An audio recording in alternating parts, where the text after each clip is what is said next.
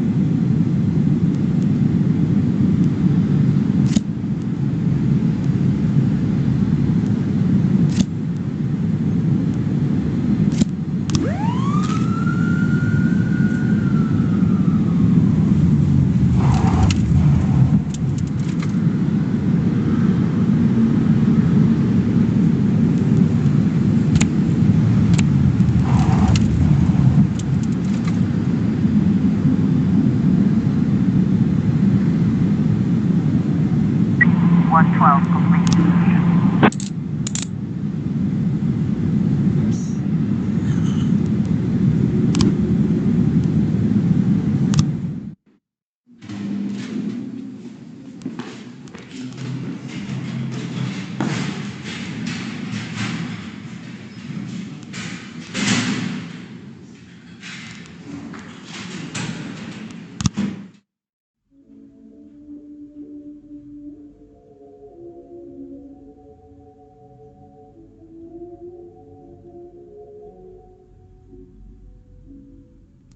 Mr. Boyd, there's some armed men on the floor. Mr. Boyd, there's a lot of them.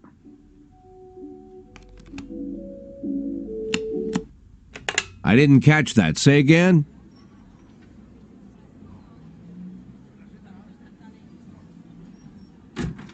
Excuse me, Mr. Boyd. It seems I accidentally frightened your secretary.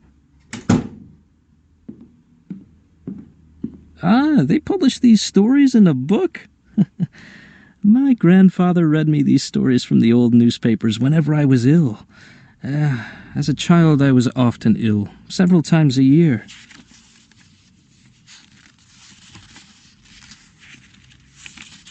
And you know what, Mr. Boyd? You're no Bobby Flash. I am aware of that. No. I mean it as a compliment. You want to clean up all the crime in Freeburg, right? Or so I dreamed, once upon a time. Do you know why you failed, Mr. Boyd? Do you know why Bobby Flash always wins? Because when you're surrounded by cartoon criminals, the only way to win is to become a cartoon cop. You're no cartoon, Mr. Boyd. You suffer too much. You have too many doubts, too much fear, too much internal conflict.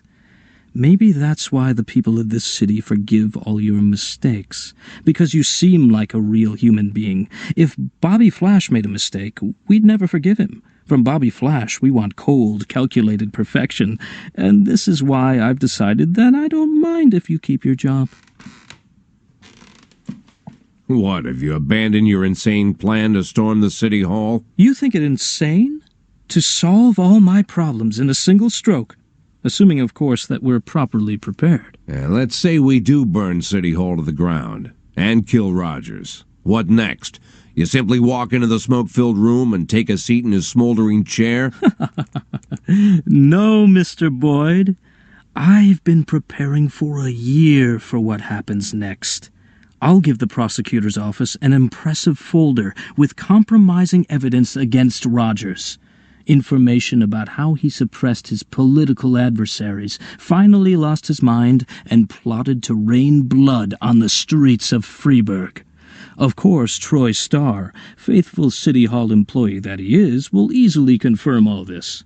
At the same time, my dear Jordan will finally decide to break her silence and tell everyone how that fool Rogers threatened her, forced her to kill all the victims of his sexual violence to ensure their unpleasant stories would never come to light. Of course, everyone will understand that we didn't have time for formal complaints. The night before Mayor Rogers' private security detail would plunge the city into chaos, our valiant police chief Jack Boyd made the difficult decision to arrest the mayor of Freeburg. Unfortunately, Rogers descended into delusion and engaged in a shootout with the police, which ended in his death. We'll have to call an early election to replace the mayor, and of course, it won't be too difficult to win the election fairly. And then? You know, Mr. Boyd, most of the facts that I collected in Rogers' file are quite true. Anyone who reads through the mountain of evidence would have no doubt that this man was the most vile person in the world. Murderer, a rapist, thief, racist, sexist. Are you a sexist, Mr. Boyd? I'm sorry? Are you a sexist, Mr. Boyd? Or perhaps racist? I try not to be. That's it. I as well.